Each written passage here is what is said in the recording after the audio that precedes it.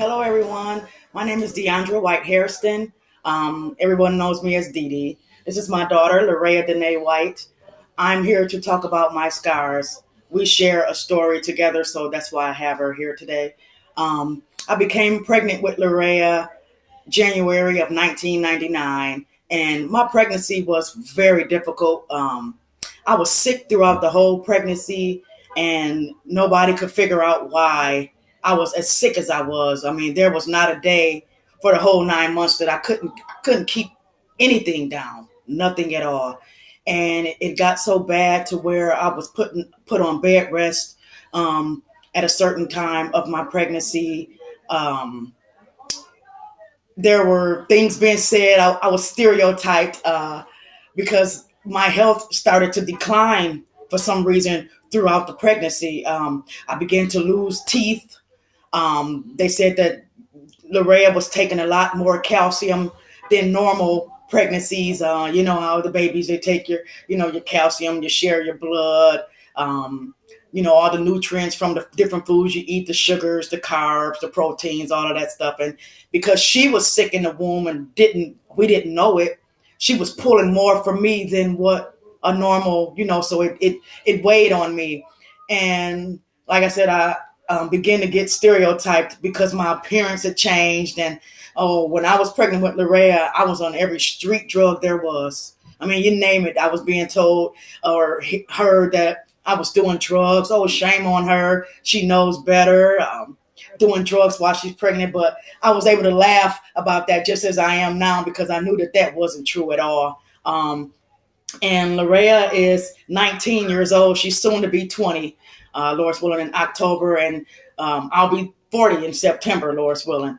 And LaReya was born with two holes in her heart. She has seizure disorder. She has cerebral palsy. She had congestive heart failure. She has 32 aneurysms in her brain. She has the left side of her brain is missing. She has what they call a VP shunt, which is a tube implanted behind her ear, and it goes into her abdomen and drains fluid off of her brain, which is also called hydrocephalus. She has, you name it. She has, and God has blessed her to still be here. I remember when I first had her, it was hard, difficult for me to have to sit there and not be able to hold her. I had to sit there and watch her with tubes running all through her body. And she was in an incubator.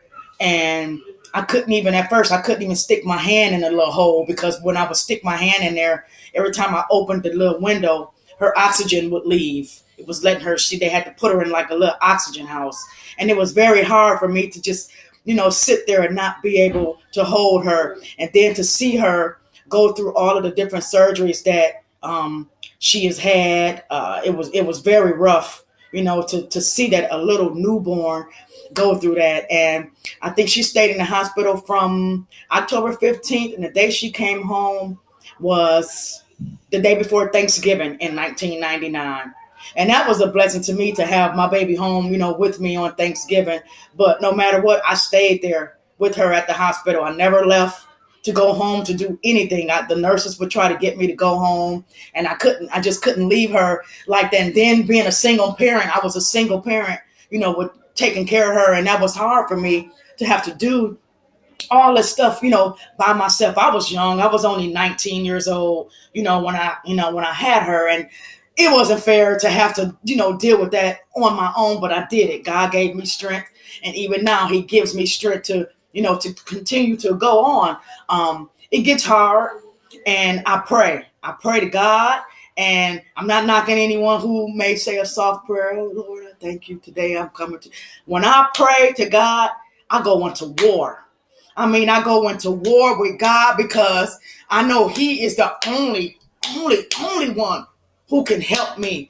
I know he's the only one who has kept me sane all these years. I know he is the only one who has kept LaReya here all these years, all those different seizures she has had, all the different surgeries she has had, all the different life-threatening illnesses that she's dealing with. She's never walked, never talk. So this is our story. I'm speaking for her. And I remember when I was pregnant with her, it was like we were in a fight together. I was fighting to stay alive and stay well as I could, as well as keep her to where I could give birth to her. And it was almost like we were in a game of tug of war, and we were on the same end of the rope. And it was as if she was wrapping around her arms around me while I was pulling, encouraging me as I tried to pull this, this devil, get this rope and come on so we both can live. And God blessed us. He has been blessing us through all the things. Her health is not the best, but it hasn't declined. All through these years, God has kept her in a stable, in a stable way. Even when she's had seizures, he's protected her where she's been able to bounce back and not lose any memory, any brain memory, because every time you have a seizure, you lose some of your brain. And with her already not having the left side of her brain, you would never know, because she's very smart. She's very smart. And like I said, she can't verbalize like that with you, but you would never know it. She's very smart. She's aware of people who she meets. She know people. She know cars. If she know, if you're driving a red car and it's a search, she know that that's your car. And God has blessed her, to where she is, like she, in a good state, I guess you can say, stable with her health. But the thing that motivates me is, because like I said, I get discouraged, but I go to war with God. I go into that war room, as they call it, and I pray. I yell out. If I got to get in my car and scream and yell to God, I tell God, come on, God, consider me. Look down on us and bless her and touch her body and anything else that go on that I need. If I'm frustrated with just my daily life, because I have 2 other kids, and sometimes it gets stressful, but I have to go to God and pray.